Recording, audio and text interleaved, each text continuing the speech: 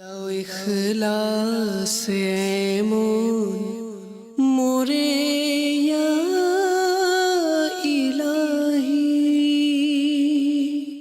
আলহামদুলিল্লাহি রব্বিল আলামিন ওয়াসসালাতু ওয়াসসালামু আলা সাইয়্যিদিল মুরসালিন আম্মা বা'দ ফাআউযু বিল্লাহি মিনাশ শাইতানির রাজীম বিসমিল্লাহির রহমানির রহিম আসসালাতু ওয়াসসালামু আলাইকা ইয়া রাসূলাল্লাহ আসসালাতু ওয়াসসালামু আলাইকা ইয়া হাবিবাল্লাহ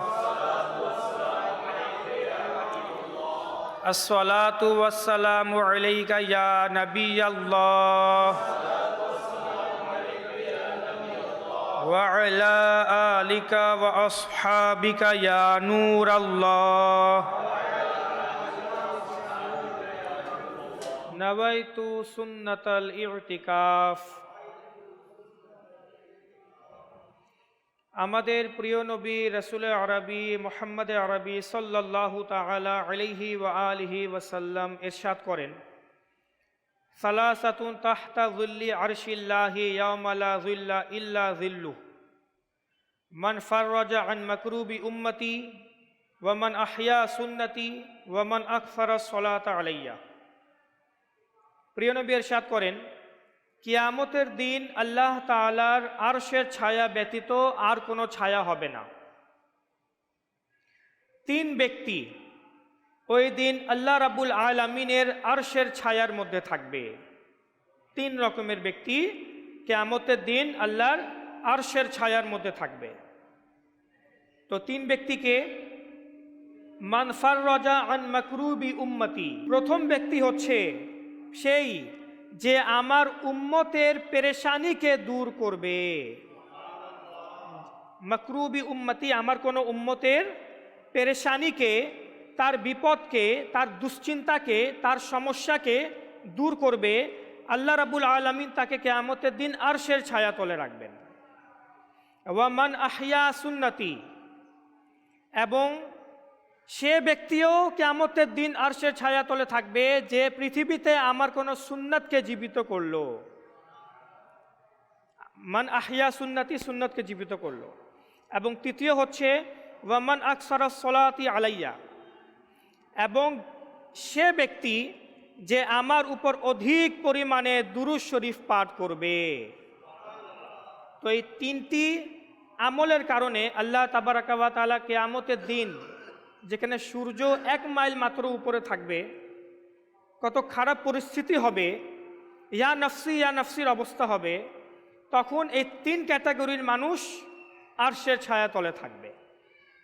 অনেক সৌভাগ্যবান ও সকল ব্যক্তিবর্গ যাদের কাছে মানুষেরা নিজেদের সমস্যা নিয়ে হাজির হয়, নিজেদের পেরেশানি বলে, আর ওই সকল মানুষেরা নিজেদের সাধ্য অনুযায়ী মানুষদের পেরেশানিকে দূর করে, মানুষদেরকে হেল্প করে, সাহায্য করে।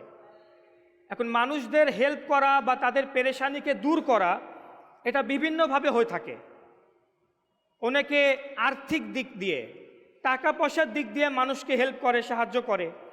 অনেকে ভালো পরামর্শ দিয়ে, আবার অনেকে সময়, নিজের মূল্যবান সময় বা শ্রম দিয়ে অপর মুসলমানের পেরেশানিকে দূর করার চেষ্টা করে। তো প্রত্যেক মুসলমানকেই উচিত নিজের মুসলমান ভাইয়ের পেরেশানিকে দূর করা। তো আল্লাহ তাবারাকা ওয়া তাআলা তাদেরকে আরশের ছায়া তলে রাখবেন। এরকম কিন্তু মানুষ কিছু আসলে আছে যারা বিখ্যাত, আমাদের মাঝেও থাকে, সমাজের মধ্যেও আছে, যে উমুকের কাছে চলে যাও, উমুকের কাছে গেলেই সে তোমাকে কোনো না কোনো দিক থেকে সাহায্য করবেই। আচ্ছা, এখানে আরেকটা জিনিস বুঝার রয়েছে, যে অন্যের পেরেশানি দূর করে তাকে যখন এত সওয়াব দেওয়া হচ্ছে, এত মর্যাদা দেওয়া হচ্ছে, তো ওই মানুষদের কি অবস্থা হবে যাদের কারণে মুসলমানেরা পেরেশান হয়ে যায়, যারা মুসলমানদেরকে পেরেশানি করে বা তাদেরকে বিপদে আক্রান্ত করে দেয়। এরকম অনেক মেন্টালি মানুষ আছে যে যাদের অবস্থা এরকম যে কেউ মরলে মরুক, কারো জীবন ধ্বংস হলে ধ্বংস হোক, কেউ বিপদে পড়লে পড়ুক, যাই হোক না কেন আমার কাজ সোজা মতো সুন্দরভাবে হওয়া চাই, কারো প্রবলেম আমি বুঝবো না এবং জানবো না। তো এরকম স্বার্থপর হওয়া, বা নিজেরটা শুধু বুঝা এবং অন্যের পেরেশানিকে না বুঝা, এরকম হওয়া উচিত না। তো মনে রাখবেন, এর আবার কঠোর শাস্তিও আছে যে অপর মুসলমানকে কষ্ট দিয়ে থাকে। অথচ ইসলাম আমাদেরকে এই আগ্রহ দেয়, এই উৎসাহ প্রদান করে যে আমরা যেন অপর মুসলমানকে আরাম দেই, অপর মুসলমানের জন্য তাকে শান্তি পৌঁছাই, তার মনকে খুশ করি।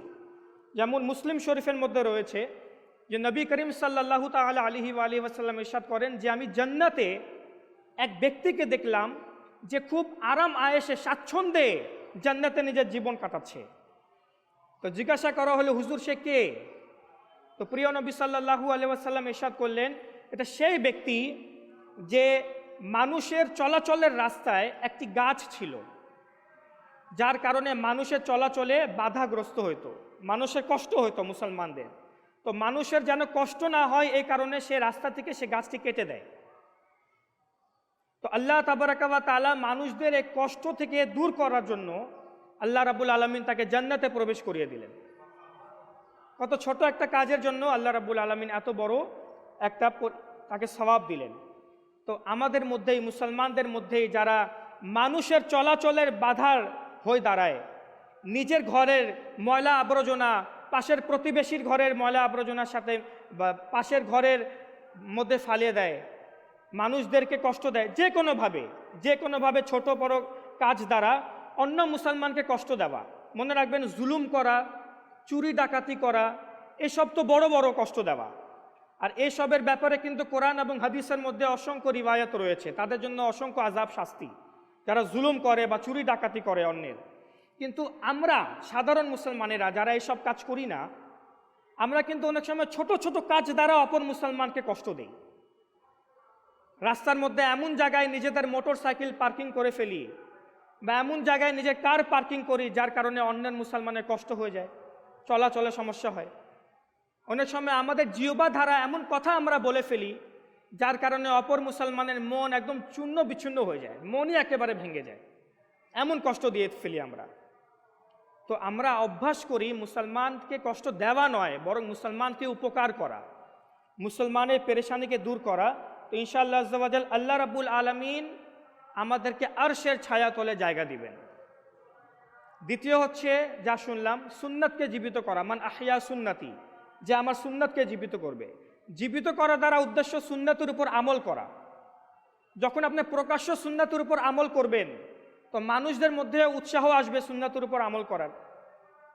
আল্লাহ রাব্বুল আলামিন দাওয়াত ইসলামীর প্রতিষ্ঠাতা হযরতুল আল্লামা মাওলানা মোহাম্মদ ইলিয়াস আত্তার কাদের রিজভী জিয়াই দামাত বরকাতুমুল আলিয়ার হায়াতের মধ্যে কোটি কোটি বরকত দান করুন, যে তিনি আমাদেরকে এমন মদিনী পরিবেশ দিয়েছেন, সুন্দর পরিবেশ দিয়েছেন, যেখানে প্রতিটি মুহূর্তে সুন্নাত জীবিত হচ্ছে, অসংখ্য সুন্নাতের উপর মুসলমানেরা, নওজওয়ানরা আমল করছে। তো আমরাও এই নিয়ত করি ইনশাআল্লাহ আজ্জা ওয়া জাল আমরা বেশি বেশি করে সুন্নাতের উপর আমল করব।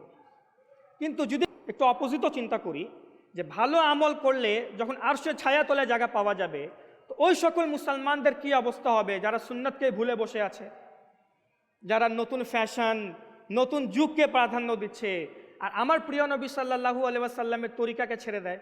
মাআযাল্লাহ, নাউজুবিল্লাহ, এমন অসংখ্য মুসলমান আছে যারা সুন্নাতের উপর আমল করা তো দূরের কথা, বরং প্রিয় নবীর সুন্নাতকেও পছন্দ করে না, সুন্নাতকে অপছন্দ করে। তাদেরকে নিজেদের ইমানের ব্যাপারে চিন্তা করা উচিত। এরকম মুসলমানদের ইমান আসলে খুবই দুর্বল। যে নবীর কালিমা পাঠ করে, যে নবীর কালিমা পড়ে, সে নবীর সুন্নাতকেই পছন্দ করে না। এ কি দাড়ি রাখার তরিকা, ইমামা শরীফ রাখার তরিকা, পাঞ্জাবি পায়জামা, এসব পছন্দ করে না যারা, নাউজুবিল্লাহ। আরও অসংখ্য সুন্নাত রয়েছে যার সাথে বর্তমান যুগের মন মানসিকতা মিলে না।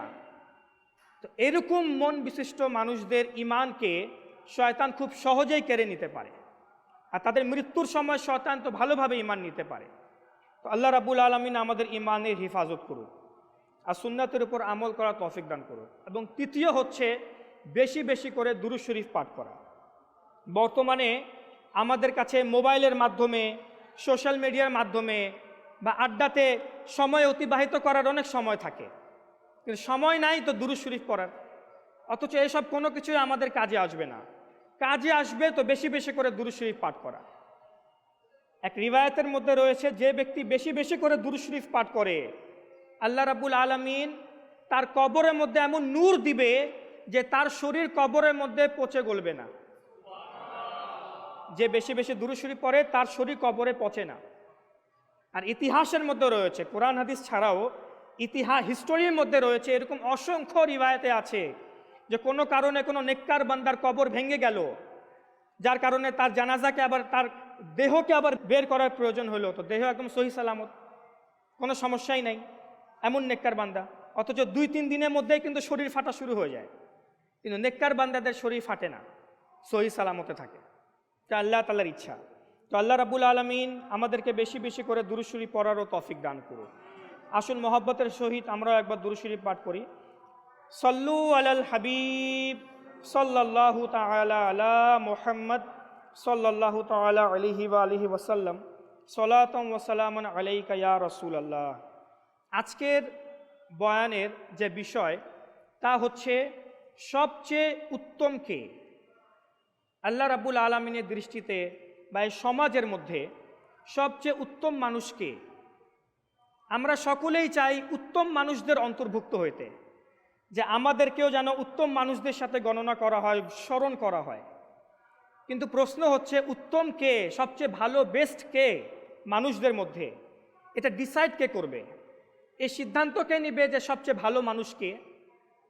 আমি এবং আপনি তো এই অধিকার রাখি না সবচেয়ে ভালো মানুষকে সিদ্ধান্ত নেওয়ার, বরং এটা ডিসাইড করার, সিদ্ধান্ত নেওয়ার যোগ্য তারই রয়েছে যাকে আল্লাহ রাব্বুল আলামিন মখলুকের মধ্যে সবচেয়ে শ্রেষ্ঠ বানিয়েছে। যে নিজে সবচেয়ে উত্তম, যে নিজে সবচেয়ে ভালো, সেই বলতে পারবে হ্যাঁ মানুষের মধ্যে সবচেয়ে উত্তম কে। জি হ্যাঁ, আমাদের দয়ালু নবী রাসূলে আরবি হুজুর পূর্ণ সাল্লাল্লাহু তাআলা আলাইহি ওয়া আলিহি ওয়াসাল্লাম, আমাদের প্রিয় নবীর এরকম অসংখ্য হাদিসে মুবারাকা রয়েছে যেখানে আমার প্রিয় নবী এমন ক্যাটাগরিজ, এমন প্রকার বয়ান করেছেন মানুষদের যে কারা সবচেয়ে উত্তম। অসংখ্য হাদিস রয়েছে, খিয়ারুন নাস খয়রুকুম, যে তোমাদের মধ্যে উত্তম সে ব্যক্তি যে অমুক কাজ করলো, তোমাদের মধ্যে উত্তম সে ব্যক্তি যে অমুক কাজ করলো। তো এরকম অসংখ্য হাদিসে মুবারাকা সিহা সিত্তার মধ্যে আছে, অসংখ্য হাদিসের কিতাবেও আছে, যার মধ্যে থেকে শুধু কয়েকটি আজ উপস্থাপন করব। সবগুলো তো বয়ান করা সম্ভব না, কয়েকটি আমরা জেনে রাখি এবং চেষ্টা করি এর উপর আমল করে আল্লাহর নিকটেও এবং মানুষদের মাঝেও সবচেয়ে উত্তম ব্যক্তি হিসাবে নিজেকে গড়ে তোলা। সবচেয়ে প্রথম হাদিসে মুবারাকা যা আল্লাহর রাসূল সাল্লাল্লাহু তাআলা আলাইহি ওয়া আলিহি ওয়াসাল্লাম ইরশাদ করেন তা হচ্ছে, খিয়ারুকুম মান আত'আমাত তুআমা ওয়া রাদ্দাস সালাম। হে আমার উম্মতিরা, হে মানুষেরা, তোমাদের মধ্যে সবচেয়ে উত্তম সে ব্যক্তি যে অপর মুসলমানকে আহার করায় এবং সালামের উত্তর প্রদান করে। দেখুন কোন ধরনের মানুষকে আল্লাহ রাসূল সাল্লাল্লাহু আলাইহি ওয়াসাল্লাম সবচেয়ে উত্তম বলেছেন। মানুষকে আহার করানো এটি এমন প্রিয় একটি ইবাদত যা আল্লাহ রাব্বুল আলামিনের নিকটে, আল্লাহর রাসূলের নিকটে এবং মানুষদের কাছেও অনেক বেশি পছন্দনীয় একটি আমল। আল্লামা আব্দুর রউফ মুনাভি রহমাতুল্লাহি তাআলা আলাইহি এই হাদিসে মোবারকের ব্যাখ্যা করতে গিয়ে বলেন যে মানুষদেরকে আহার করানো দ্বারা উদ্দেশ্য নিজের মুসলমান ভাই হোক, আত্মীয় স্বজন হোক, গরিব হোক, মিসকিন হোক, সকলেই এই আয়াতে মোবারকের অন্তর্ভুক্ত। এমনকি আল্লাহ তাবারাকা ওয়া তাআলা সূরাতুদ দাহরের মধ্যে ইরশাদ করেন, এই সূরাতুদ দাহরকে সূরাতুল ইনসানও বলে। ইনসান শব্দের অর্থ মানুষ, যে মানুষের সূরা। এই সূরাতে আল্লাহ রাব্বুল আলামিন জান্নাতীদের গুণাবলীও বয়ান করেছেন, আবার জাহান্নামীদের গুণাবলীও বয়ান করেছেন, যে জান্নাতে তারা যাবে যাদের গুণাবলী এরকম। আল্লাহ রাব্বুল আলামিন ইরশাদ করেন, ওয়া ইউতঈমুনা তুআমা আলা হুব্বিহি মিসকিনাও ওয়া ইয়াতীমাও ওয়া আসীরা। যারা জান্নাতি ব্যক্তি, হে বান্দারা, যারা জান্নাতি ব্যক্তি তাদের গুণাবলী তো এরকম যে তারা আল্লাহ তাআলার মহব্বতে, আলা হুব্বিহি, আল্লাহ তাআলার ভালোবাসায় মিসকিনকে, ইয়তীমকে এবং বন্দি অভাবীকে আহার করায়। এই আয়াতের তফসিরে মাদারিক এবং নাঈমুদ্দিন মুরাদাবাদী রহমাতুল্লাহি তাআলা আলাইহি বলেন যে এটার দুইটা অর্থ রয়েছে। এই আয়াতের শুনতে যদিও বা স্বাভাবিক লাগে, কিন্তু এই আয়াতের দুইটা তাফসীর রয়েছে। প্রথমত হচ্ছে যারা জান্নাতি ব্যক্তি, যারা প্রকৃত সবচেয়ে উত্তম মানুষ, তাদের গুণাবলী হচ্ছে তারা এমন অবস্থাতেও মানুষদেরকে আহার করায়, এমন হালতেও মুসলমানকে আহার করায় যখন তাদের নিজেদেরই আহার করার অনেক বেশি আকাঙ্ক্ষা থাকে, চাহিদা থাকে, তারা নিজের চাহিদার থেকে অন্য মুসলমানের চাহিদাকে প্রাধান্য দেয়। যখন তাদের নিজেদের প্রয়োজন থাকে তো নিজের প্রয়োজনকে তারা প্রাধান্য দেয় না, অন্য মুসলমানের যে অভাব রয়েছে ওর অভাবকে তারা পূরণ করে। দেখুন আয়াতে মুবারাকাতে আল্লাহ তাআলা এই কথা বলছেন কি যারা নিজের চাহিদাকে প্রাধান্য দেয় না, অন্যের চাহিদাকে প্রাধান্য দিয়ে অপরকে আহার করায়, চাই মিসকিন হোক গরিব হোক। আর আমাদের আজকে অবস্থা কি? চাচা আপন জান বাঁচা, চাচা আপন জান বাঁচা, প্রথমে নিজের স্বার্থকে দেখো। আমাদের এখনকার মাইন্ড মেন্টালিটি, নিজেকে বাঁচাও ভাই, প্রথমে নিজের স্বার্থ দেখবো তারপর না অপর স্বার্থকে দেখবো। প্রথমে নিজের পরিবার পরিজনকে খাওয়াবো, নিজে খাবো, তারপর না অন্যকে খেয়ে বাঁচাবো। প্রথমে তো নিজেকে দেখবো। কিন্তু ইসলাম এই শিক্ষা দেয় না। ইসলাম শিক্ষা দেয় উৎসর্গ হওয়া, নিজের জন্য অপরের জন্য উৎসর্গ হও, অপরকে প্রাধান্য দেওয়া শিখো। এর সবচেয়ে বড় বাস্তব পরীক্ষা হচ্ছে আমার প্রিয় নবী সাল্লাল্লাহু আলাইহি ওয়াসাল্লামের নাতি। কারবালার ময়দানে সবচেয়ে বড় হিস্টোরিক একটা ইভেন্ট, কারবালার ময়দানে ইমামে আলী মাকাম, ইমাম তৃষ্ণায় কাম, ইমাম হুসাইন রাদিয়াল্লাহু তাআলা আনহু, তিনি যে নিজের জীবন উৎসর্গ করে দিলেন নিজের জন্য, নিজের পরিবার পরিজনের জন্য। ইয়াজিদ বাহিনী তো বলে দিয়েছিল যে আপনি ইয়াজিদের হাতে বাইয়াত গ্রহণ করুন, সহি সালামতে চলে যান, আপনার পরিবার পরিজন সহ চলে যান। কিন্তু তিনি জানতেন যে ইয়াজিদের হাতে গেলেই ইয়াজিদ আমার নবীর উম্মতিকে পথভ্রষ্ট করে দিবে, জিনা করাকে, ব্যভিচারী করাকে, মদ পান করাকে সে হালাল করে দিবে, গুনাহ করাকে হালাল করে দিবে, মসজিদের আদব কায়দা থাকবে না। ইমাম হুসাইন জানতেন। তো উম্মতকে বাঁচানোর জন্য এখানে তো আহার করার কথা, তিনি তো জীবনই উৎসর্গ করে দিলেন, নিজের পরিবার পরিজনকে উৎসর্গ করে দিলেন। তো ইসলাম শিখায় অপরের জন্য কুরবানি দেওয়া, অপরকে প্রাধান্য দেওয়া। এই যে একটা মেন্টালিটি হয়ে গিয়েছে চাচা আপন জান বাঁচাও, এটা করা উচিত না। আল্লাহ রাব্বুল আলামিন এরপর আরও ইরশাদ করছেন এর পরবর্তী আয়াতে, ইন্নামা নুতঈমুকুম লিওয়াজহিল্লাহি লা নুরিদু মিনকুম জাযাআন ওয়ালা শুকুরা। যে বান্দারা শুনো, আমার ওই নেককার বান্দা যারা অপরকে আহার করায়, অপরের খিদমত করে, অপরকে প্রাধান্য দেয়, তাদের গুণাবলী হচ্ছে তারা যখন অপরকে আহার করায় তখন তারা বলে, হে মানুষেরা, আমাদেরকে তোমার থেকে কোনো রকমের বদলা বা কোনো প্রতিদানের প্রয়োজন নাই। আমরা তোমাকে আহার করাচ্ছি, তোমার উপকার করছি, তোমাকে ত্রাণ দিচ্ছি, তো এর বদলে তুমি আমার প্রশংসা করো, আমার তারিফ করো, আমার গুণ গাও, আমার আনুগত্য করো, এসব আমার প্রয়োজন নাই। কারণ কি? কারণ আমি তো আমার প্রতিপালককে ভয় করি, এবং সে দিন থেকে ভয় করি যে দিন অনেক ভীতিপদ এবং অত্যন্ত কঠোর। আচ্ছা, আমরা যদি কারো উপকার করি 10 বার তাকে স্মরণ করে, আমি কিন্তু তোমার সাথে অমুক উপকার করেছি, তোমার সাথে আমি ভালো কাজ করেছি, তোমাকে আমি অমুক দিন হেল্প করেছিলাম টাকা দিয়ে, তোমাকে অমুক দিন আহার করিয়েছিলাম, আমাদের হচ্ছে এটা সমস্যা। আচ্ছা, যদি তাকে নাও বলি, আরও 10 জন জেনে যায়, ওই বান্দা জানেও না, আরও 10 জন জেনে যায় যে আমি তো ওই মানুষের পরিবার চালাই, আমি তো অমুককে ত্রাণ দিয়েছি। আল্লাহু আকবার। সোশ্যাল মিডিয়া, এটা তো মারাত্মক। সোশ্যাল মিডিয়াতে আজকে মানুষ যাই উপকার করছে পুরো দুনিয়ার মানুষকে দেখাচ্ছে, দেখো আমি এটা করছি। যদি আল্লাহর জন্য করে থাকি তো মানুষকে দেখানোর প্রয়োজন কি? তো সোশ্যাল মিডিয়ার প্রয়োজন কি? যদি সব আমি আল্লাহর জন্যই করছি, আল্লাহকে সন্তুষ্টি করার জন্যই করছি, এটা শয়তানের অনেক বড় ওয়াসওয়াসা।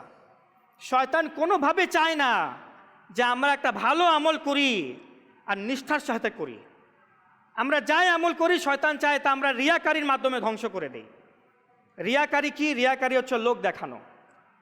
আজকে মানুষ আগে ইবাদতে রিয়াকারি করত, নামাজের মধ্যে রিয়াকারি করত, কোনো সৎকা দান খয়রাত করার সময় রিয়াকারি করত। এখন অপরের উপকার করার সময়ও রিয়াকারি করে। ভাই দেখো আমি তাকে দিচ্ছি, তাকে উপহার দিচ্ছি, ছবি তুলো, এই যে ত্রাণ দিচ্ছি, পুরো একটা ভিডিও করো, পুরো মুভি ক্লিপ বানাও যে আমি মানুষদেরকে হেল্প করছি। এটার সাথে ইসলামের কোনো সম্পর্ক নাই। আমরা বান্দার সাথে বান্দার সম্পর্ক করার চেষ্টা করি, মানুষ আমার সুনাম করুক। আর আল্লাহ তাআলা বলেন তুমি আমার হয়ে যাও, তোমার সুনাম আমি পৃথিবীতে এমনিতেই করে দিব। অলিয়া কামিলিনদের সুনাম কেমন রয়েছে? কেউ 100 বছর পূর্বে, কেউ 200 বছর পূর্বে, কেউ 1000 বছর পূর্বে ইন্তেকাল করেছে। আজও তাদের মাজারে যাওয়া থেকে কেউ বিরত করতে পারছে? কেউ থামাইতে পারছে মাজারে যেও না? আজও মানুষ তাদের মাজারেই যাচ্ছে। তাদেরকে বরকত মনে করে হাত উঠিয়ে আল্লাহর কাছে চাচ্ছে, প্রার্থনা করছে, মনে করে যে তাদের মাজারে গিয়ে প্রার্থনা করলে আল্লাহ কবুল করবে। তাদের চরিত্র এমন ছিল, তারা আল্লাহর হয়ে গেছে, আল্লাহ মখলুককে তাদের করে দিয়েছে। আর আমরা সোশ্যাল মিডিয়ার হয়ে গিয়েছি, আমরা মানুষের হয়ে গিয়েছি, আমাদের মৃত্যুর পর মানুষ আমাদেরকে ভুলেও যায়। আর আমাদের থেকে যদি কোনো আমার ভুল হয়ে যায় তো ট্রেন্ডও শুরু হয়ে যায়, একটা বদনামির ট্রেন্ড। ভালো কাজ করলে যেমন সুনাম হয় আমাদের, আবার খারাপ কাজ করলে বদনামির একটা ট্রেন্ড শুরু হয়ে যায়, অমুকে তো অমুক কাজ করেছে, নিজেকে বাঁচিয়ে চলতে হয়। কিন্তু আল্লাহওয়ালাদেরকে এসব মেনটেন করতে হয় না। তো মূল বিষয় হচ্ছে অপর মুসলমানের চাহিদাকে পূরণ করা, মুসলমানকে আহার করানো। এ বিষয় থেকে কথা আসতেছিল। আমার প্রিয় নবী সাল্লাল্লাহু আলাইহি ওয়াসাল্লামকে অপর মুসলমানকে আহার করানো এটি এত বেশি পছন্দনীয় আমল, অসংখ্য মোজেজা শুধু আহার করানো রিলেটেড রয়েছে। আমরা হাদিসে মুবারাকা দেখলে বুঝতে পারবো যে এমন অসংখ্য মোজেজা রয়েছে যা শুধু আহার করানোর জন্যই প্রিয় নবী প্রকাশ করেছেন। যেমন তাবুক যুদ্ধের সময় মুসলমানদের কাছে পানি ছিল না, তো সাহাবায়ে কেরামগণ প্রিয় নবীর কাছে এসে আরজ করল, ইয়া রাসূলুল্লাহ, আমাদের কাছে পানি নাই, আমরাও তৃষ্ণার্ত, আমাদের উটেরাও তৃষ্ণার্ত, কি করি? তো প্রিয় নবী বলেন, সামান্য কিছু পানি নিয়ে এসো। তো কোনোভাবে সকলের মস্ক থেকে নিংড়িয়ে সামান্য কিছু অঞ্জলি পানি নিয়ে প্রিয় নবীর কাছে উপস্থাপন করা হলো। প্রিয় নবী বললেন, বর্তনে রাখো, পাত্রে রাখো। পানিকে পাত্রের মধ্যে রাখা হইল। তো প্রিয় নবী নিজের হাত মুবারক সে পাত্রের মধ্যে রেখে দিলেন। তো হযরত আনাস রাদিয়াল্লাহু তাআলা আনহু, যিনি হাদিসকে বর্ণনা করেছেন, তিনি বলেন যে আমি নিজের চোখে দেখলাম যে প্রিয় নবী যখন নিজের হাত মুবারক পাত্রের মধ্যে রাখলেন তো প্রিয় নবীর আঙ্গুল মুবারক হতে পানি বের হচ্ছে। আর পানি এমনভাবে বের হইল ঝর্ণার মতো যে আমরা সকলে নিজের তৃষ্ণা মিটাইলাম, আমাদের উটের তৃষ্ণাও মিটাইলাম, এমনকি পরবর্তীতে নিজের মস্কেও পানি ভরে ভরে রাখলাম, কিন্তু পানির মধ্যে কোনো কমতি আসে নাই। কোরআনে পাকের প্রসিদ্ধ ঘটনা যে বনি ইসরাইল, মুসা আলাইহিস সালামের উম্মতি, তার একসাথে সফরে যাচ্ছিল, তখনও পানির সংকেত দেখা দিল। তো বনি ইসরাইল মুসা আলাইহিস সালামের কাছে এসে আরজ করলো, ইয়া রাসূলুল্লাহ, হে মুসা আলাইহিস সালাম, পানি নাই, আমরা সবাই তৃষ্ণা পেয়েছি। তো মুসা আলাইহিস সালাম নিজের লাঠি মোবারক তো প্রসিদ্ধ মুসা আলাইহিস সালামের, নিজের লাঠি মোবারক নিয়ে একটি পাথরের মধ্যে নিক্ষেপ করলেন, পাথরে মারলেন। তো সাথে সাথে ওই পাথর থেকে পানির ঝর্ণা বের হয়ে গেল। তো এখন মুসা আলাইহিস সালাম লাঠি দিয়ে পাথরে মারলেন, তো পাথর দিয়ে পানি প্রবাহিত হইল। কিন্তু আমার আল্লাহর রাসূলকে কোনো লাঠিরও প্রয়োজন হয় নাই, কোনো পাথরেরও প্রয়োজন হয় নাই। আমার প্রিয় নবীর সত্তা মুবারকই এমন যে হাত মুবারক থেকে মোজেজা প্রকাশ পেয়ে গেল। এই জন্য তো আল্লাহ তাআলা বলেছেন, তোমাদের কাছে দলিল পাঠিয়েছে, দলিল, কদ জাআকুম বুরহানুম মির রাব্বিকুম, যে তোমাদের কাছে যে এসেছে সে নিজেই একটা মোজেজা। তোমাদেরকে যে পাঠিয়েছি যে নবীকে আমি, রাহমাতুল আলামিনকে, তিনি নিজেই একটা দলিল, নিজেই একটা মোজেজা। তার শরীর সত্তাগতভাবে একটা মোজেজা, যে হাত মুবারক থেকে পানি প্রবাহিত হয়, চোখ যেদিকে দেখে এটা নূরালি, নূর তার দ্বারা নূর হয়ে যায়, আলোকিত হয়ে যায়। এটা হচ্ছে আমার প্রিয় নবীর অবস্থা। এরকমই একটা মাত্র ছাগল, হাজার হাজার সাহাবায়ে কেরাম, আমার প্রিয় নবী এমন মোজেজা দেখালেন, একটা ছাগল দিয়েই হাজারো হাজার সাহাবায়ে কেরাম পেট ভরে খানা খেয়ে নিল। সামান্য খেজুর প্রিয় নবী দম করে কিছু পাঠ করলেন, আর অসংখ্য সাহাবায়ে কেরাম পেট ভরে খেয়ে নিল। এসব মোজেজা আহার করানো রিলেটেড। আহার করানোর জন্য প্রিয় নবী মোজেজা দেখাতেন। ওই মোজেজা দেখানো হয় কেন? কাফিরকে মোজেজা দেখানো হয় যেন সে মুসলমান হয়ে যায়, বুঝতে পারে হ্যাঁ ইনি আল্লাহর রাসূল। কিন্তু আমার প্রিয় নবী মোজেজা তখনও দেখাতেন যখন সাহাবায়ে কেরামের ক্ষুধা পেত। তো অভাবী এবং মিসকিনকে আহার করানো খুবই ফজিলতমূলক একটি কাজ। আমার প্রিয় নবী সাল্লাল্লাহু আলাইহি ওয়াসাল্লাম ইরশাদ করেন, তিরমিজি শরীফের হাদিস, যে হে মানুষেরা, সালামকে প্রচার করো এবং যারা অভাবী তাদেরকে আহার করাও, এবং রাতের বেলায় অর্থাৎ মধ্যরাতে যখন মানুষ ঘুমিয়ে থাকবে তখন ঘুম থেকে উঠে তুমি নামাজ পড়ো, জান্নাতে চলে যাবে, নিরাপত্তার সাথে জান্নাতে যাবে। এটা একটা রোড ম্যাপ, যে কিভাবে জান্নাতে যাব। এই তিনটি কাজ করো, জান্নাতে চলে যাবে। সালাম প্রসার করো, মানুষকে আহার করাও, এবং ওই সময় ঘুম থেকে উঠে নামাজ পড়ো যখন মানুষ ঘুমিয়ে থাকে রাতের বেলায়। তাহাজ্জুদের নামাজের দিকে ইঙ্গিত করা হয়েছে। সালাম কিন্তু অনেক বেশি ইম্পর্টেন্ট এবং ইসলামের একটি গুরুত্বপূর্ণ কাজ। আমরা যে সালাম করি আসসালামু আলাইকুম, আল্লাহ রাব্বুল আলামিন যখন আমাদের আদি পিতা হযরত আদম আলাইহিস সালামকে সৃষ্টি করেন, রিয়াজুস সলিহিনের মধ্যে রয়েছে এবং আরও অসংখ্য হাদিস এবং তাসকিয়াতুল আম্বিয়ার মধ্যেও আছে। তো আল্লাহ তাআলা হযরত আদম আলাইহিস সালামকে নির্দেশ দেন, হে আদম, ফেরেশতাদের কাছে যাও এবং তাদেরকে গিয়ে সালাম করো। তারপর ফেরেশতারা যে সালামের উত্তর দিবে এটাই হবে তোমার সন্তানদের মাঝে অভিবাদনের তরিকা। তারা একে অপরের সাথে এভাবে সাক্ষাৎ করবে। আদম আলাইহিস সালাম ফেরেশতাদেরকে গিয়ে বললেন আসসালামু আলাইকুম। ফেরেশতারা বলল ওয়া আলাইকুমুস সালাম ওয়া রাহমাতুল্লাহ। তারা কিছু শব্দ বাড়িয়ে বলল। তো এটাই তারপর থেকে মানুষ মুসলমানদের মাঝে সালামের তরিকা হয়ে গেল। অনুরূপভাবে সূরা জুমারের মধ্যে রয়েছে যে কিয়ামতের দিন মুসলমানেরা যখন জান্নাতে যাবে তো সর্বপ্রথম ফেরেশতারাই জান্নাতবাসীদেরকে সালাম করবে। আর যখন মুসলমানেরা জান্নাতবাসীরা জান্নাতে প্রবেশ করবে, আল্লাহর সাথে সাক্ষাৎ করবে, আল্লাহর দিদার লাভ করবে, তখন আল্লাহ রাব্বুল আলামিনও সর্বপ্রথম সালাম প্রদান করবেন। সূরা ইয়াসিনে রয়েছে, সূরা ইয়াসিনে রয়েছে যে আল্লাহ রাব্বুল আলামিন জান্নাতবাসীদেরকে সালাম করবে। কিন্তু দুর্ভাগ্যবশত আমরা সালাম করি না। আমাদের মাঝে সালামের রীতির আওয়াজ উঠেই যাচ্ছে। এখন আমরা কি করি? হাই, হ্যালো, কি অবস্থা ভাই, ভালো আছেন? এই তো মজনু ভাই, কি অবস্থা, দেখা যায় না? এখন আমাদের অবস্থা হচ্ছে এরকম। আমরা একে অপরের সাথে যখন সাক্ষাৎ করি তো সালাম আমরা করি না, আমরা একে অপরের সাথে অন্যভাবে আমরা কনভারসেশন শুরু করি, কথোপকথন শুরু করি। অথচ প্রিয় নবী বলেন সালাম কবলাল কালাম, প্রথমে সালাম তারপর কালাম, প্রথমে সালাম করো তারপর কথা বলো। আল্লাহ রাব্বুল আলামিন সূরাতুন নিসার মধ্যে সালাম সম্পর্কে বলছেন। হ্যাঁ, সালামের ব্যাপারে কোরআনের মধ্যে আছে। আল্লাহ তাআলা বলেন ওয়া ইযা হুয়্যিতুম বিতাহিয়্যাহ ফাহাইয়্যু বিআহসানা মিনহা আও রুদ্দুহা। যখন তোমাদেরকে কেউ সালাম করবে তখন তোমরা তার চেয়েও উত্তমভাবে সালামের উত্তর দাও, অথবা সে যেভাবে বলেছে সেভাবে বলে দাও। অর্থ কি? কেউ যদি বলে আসসালামু আলাইকুম তো বলা উচিত ওয়া আলাইকুমুস সালাম ওয়া রাহমাতুল্লাহ। আর কেউ যদি সালাম দেয় আসসালামু আলাইকুম ওয়া রাহমাতুল্লাহ, তাহলে বলো ওয়া আলাইকুমুস সালাম ওয়া রাহমাতুল্লাহি ওয়া বারাকাতুহু, কিছু শব্দ বাড়িয়ে বলো। আর সে যদি পরিপূর্ণভাবে বলে আসসালামু আলাইকুম ওয়া রাহমাতুল্লাহি ওয়া বারাকাতুহু তো রুদ্দুহা, তাহলে সেভাবেই তাকে ফিরিয়ে দাও, ওয়া আলাইকুমুস সালাম ওয়া রাহমাতুল্লাহি ওয়া বারাকাতুহু। আরও অ্যাডিশনাল শব্দ যোগ করার প্রয়োজন নাই, যে আরও বাড়তি, অনেকে আছে বাড়তি বলে, নিজে থেকে লাগিয়ে বলে, যার কোরআন হাদিসে নাই শব্দ, তো এইগুলো বলা যাবে না। কিন্তু আমরা সালাম দিই না, আমাদের মধ্যে সালামের রীতি রেওয়াজ নাই।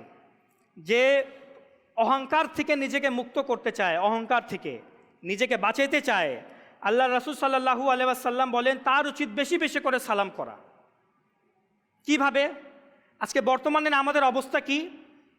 যে বস, যে মালিক, সে চিন্তা করে যে কর্মচারী প্রথমে আমাকে দেখে সালাম দিবে। যে ধনী, সে চিন্তা করে গরিব আমাকে প্রথমে সালাম করবে। যে বড় বয়স্ক, সে চিন্তা করে যে ছোটরা আমাকে প্রথমে সালাম করবে, আমি তাদেরকে কেন সালাম করব? আমাদের অবস্থা এরকম। তো এটা অহংকার না তো আর কি? নিজেকে বড় মনে করা। বস চিন্তা করছে আমি কেন সালাম দিব। যে ধনী, সে চিন্তা করছে আমি সেট মানুষ, আমি বড় মানুষ, আমাকে গরিবরা সালাম করবে, আমি তাদেরকে দেখে সালাম কেন দেবো? এটা হয় নাকি? এটা অহংকার না কি? আর কি বলবো, ভালো চরিত্র। আমার প্রিয় নবী সাল্লাল্লাহু আলাইহি ওয়াসাল্লামের চরিত্র মোবারক তো এত সুন্দর ছিল, তিনি কাউকে সুযোগই দিতেন না প্রথমে সালাম করার। ছোট হোক বড় হোক, যেই হোক না কেন, গরিব হোক দরিদ্র হোক, আমার প্রিয় নবী সাল্লাল্লাহু আলাইহি ওয়াসাল্লাম প্রথমে তাকে সালাম দিতেন। এমনকি মাঝে মাঝে তো সাহাবায়ে কেরাম প্ল্যান করতেন, পরিকল্পনা করতেন যে আমরা এখন একসঙ্গে প্রিয় নবীর ঘরে যাব, আর আমরা প্রিয় নবীর আগে প্রিয় নবীকে আজকে সালাম দিব। পারতো তো না সালাম দেওয়ার, তা প্ল্যান করতো আমরা আজকে প্রিয় নবীর আগে সালাম দিব প্রিয় নবীকে। তো প্রিয় নবীর হুজরা শরীফে প্রবেশ করার সাথে সাথে প্রিয় নবী তাদেরকে সালাম দিয়ে দিতেন, তারা সুযোগ পেতই না। আর আলহামদুলিল্লাহ, মোহাব্বত ভরা একটি কথা বলছি, হাদিসে মোবারকাতে রয়েছে যে আজকেও প্রিয় নবীর এই অভ্যাস বহাল রয়েছে। আজও যে আশিকানে রাসূল মদিনাতুল মুনাওয়ারাতে হুজুর সাল্লাল্লাহু আলাইহি ওয়াসাল্লামের রওজা শরীফে তশরিফ নিয়ে যায় এবং প্রিয় নবীকে সালাম করার পূর্বেই আমার প্রিয় নবী সাল্লাল্লাহু আলাইহি ওয়াসাল্লাম রওজা শরীফ থেকে তাকে প্রথমেই সালাম দিয়ে দেয়। এখন কারো মনে প্রশ্ন আসতে পারে, এটা কিভাবে সম্ভব? প্রিয় নবী তো 1400 বছর পূর্বে ইন্তেকাল করেছেন। হ্যাঁ, ইন্তেকাল করেছেন, কিন্তু মনে রাখবেন হাদিসে মুবারাকাতে এটাও রয়েছে যে আম্বিয়া কেরাম আলিমুসসালাম নিজ কবরের মধ্যে জীবিত থাকেন। তাদেরকে খাবারের জন্য খাবার দেওয়া হয়, তারা চলাফেরা করে, পৃথিবীর যেখানে ইচ্ছা সেখানে রোহানিভাবে যেতে পারে তারা। এই জন্য তো মানুষ স্বপ্নের মধ্যে প্রিয় নবী দিদার লাভ করতে পারে। আর বুখারী, মুসলিম, তিরমিজি, ইবনে মাজাহ শরীফের মধ্যে রয়েছে যে প্রিয় নবী সাল্লাল্লাহু আলাইহি ওয়াসাল্লাম ইরশাদ করেন, যে আমাকে স্বপ্নের মধ্যে দেখলো সে মূলত আমাকে বাস্তবেই দেখলো, আর যে আমাকে বাস্তবে দেখলো সে জান্নাতে যাবে। তো প্রিয় নবী সাল্লাল্লাহু আলাইহি ওয়াসাল্লামের অভ্যাস মুবারক সালাম দেওয়া। তো দুইটি হাদিস শুনলাম। এক হচ্ছে মুসলমানকে আহার করানো, যারা আহার করায় তারা সবচেয়ে উত্তম মানুষ। এবং দ্বিতীয় হচ্ছে যারা অপর মুসলমানকে সালাম দেয়, বেশি বেশি করে সালাম দেয়। মানুষকে চিনেন বা না চিনেন, আপনার সাথে পরিচিত হোক বা না হোক, আপনি প্রথমে সালাম দেন। তো সালাম করার অভ্যাস করি, সামর্থ্য অনুযায়ী আমরা এই দুইটার উপর আমল করার চেষ্টা করব। আহার করানো দ্বারা একদম 500 টাকার দামি কিছু খাওয়াইতে হবে না, আপনার সামর্থ্য অনুযায়ী আপনি আহার করান। যদি আপনার সামর্থ্য থাকে 10 জনকে আহার করানোর, আপনি 10 জনকে আহার করান। একজনকে যদি একটা খেজুরও খাওয়ানোর আপনার সামর্থ্য থাকে তা আহার করান। এই যে আমরা মিলাদের ব্যবস্থা করি, ফাতিহা করি, কত রকমের আমরা কুলখানি করি, কেউ ইন্তেকাল করলে আমরা খাবারের ব্যবস্থা করি। তো এখন বুঝুন এটা কত বড় ফজিলতমূলক একটি কাজ। সাধারণভাবে একটি মানুষকে আহার করিয়ে দেওয়া এটা তো সওয়াব আছেই, কিন্তু মিলাদের মধ্যে, ফাতিহার মধ্যে কি হয়? প্রথমে কোরআনের তেলাওয়াত হয়, অনেক স্থানে বয়ান হয়, ইলমে দ্বীনের উপর বয়ান হয়, তারপর আবার দুরুদ এবং সালাম হয়, এবং দুয়া হয়। দুয়া মুখুল ইবাদা, একদম ইবাদতের মগজ হচ্ছে দুয়া হয়। এরপর মেজবানি, জিয়াফতের ব্যবস্থা হয়, আহার করানোর ব্যবস্থা হয়। তো এই সব কিছু তো ইবাদতের অন্তর্ভুক্ত। এই ইবাদতটি শেষ হয় সবচেয়ে উত্তম ইবাদত দ্বারা, আহার করানো দ্বারা। তো বোঝা গেল মিলাদ, ফাতিহা, কুলখানি সব যা আমরা করি এটা তো উত্তম, ভালো এবং জায়েজমূলক কাজ। তো মাত্র নিয়ে তো এসেছিলাম অনেকগুলো হাদিসে মুবারাকা, যেখানে প্রিয় নবী বলেছেন তোমাদের মধ্যে সবচেয়ে উত্তম কে। এরকম আরও অসংখ্য হাদিসে মুবারাকা আছে। তো আজকে দুইটি বিষয় শুনলাম। এক, অপর মুসলমানকে হেল্প করা, তাকে আহার করানো, অভাবীকে ত্রাণ দেওয়া। আর দ্বিতীয় হচ্ছে বেশি বেশি করে সালাম করা। আজকে আমরা এতটুক দর্স নিয়ে যাই, এতটুক সবক নিয়ে যাই যে আমরা ইনশাআল্লাহ আজ্জা ওয়া জাল এই দুইটার উপর সামর্থ্য অনুযায়ী আমল করার চেষ্টা করব। এরপর আরও অসংখ্য হাদিসে মুবারাকা আছে, ইনশাআল্লাহ আজ্জা ওয়া জাল অন্য কোনো সময় সুযোগ হলে বয়ান করব। আল্লাহ রাব্বুল আলামিন আমরা যা শুনেছি এর উপর আমল করার এবং অপরের নিকট পৌঁছানোর তৌফিক দান করুক। আমিন বিজাহিন নবীজিল আমিন সাল্লাল্লাহু তাআলা আলাইহি ওয়া আলিহি ওয়াসাল্লাম। সল্লু আলাল হাবিব সাল্লাল্লাহু তাআলা আলা মুহাম্মদ সাল্লাল্লাহু আলাইহি ওয়াসাল্লাম। দাও ইখলাস এমন মোরে